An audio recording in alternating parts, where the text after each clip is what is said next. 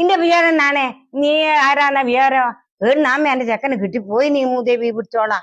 അമ്മേ പിന്നെയും തുടങ്ങി നിങ്ങള് കുറച്ച് ദിവസം ഒന്നും ഇല്ലേനു പിന്നെ എപ്പോ കറ കറ കറ കറായിട്ട്.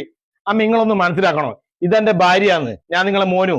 പിന്നെ നീ ഒന്ന് മനസ്സിലാക്ക്, ഞാൻ നിന്റെ ഭർത്താവാണല്ലോ, അപ്പൊ ഇത് നിന്റെ അമ്മയാന്ന്.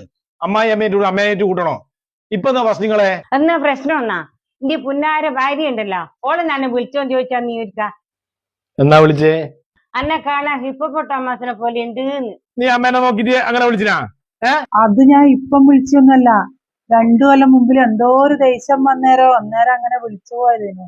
അതിനാണ് അമ്മ ഇന്നലെ മുതലേ ഇവിടുന്ന് ഒച്ചപ്പാട് എടുക്കുന്നത്. എന്റെ അമ്മ 2 കൊല്ലം മുമ്പ് വിളിച്ചാ നിങ്ങൾ ഇപ്പൊ ഈ ഒച്ചപ്പാടുണ്ടാക്കുന്നത്?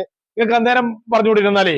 അന്ന് കേട്ടത് ഞാൻ വിചാരിച്ചു ഏതോ സിനിമ നടീന്റെ പേരാന്ന്.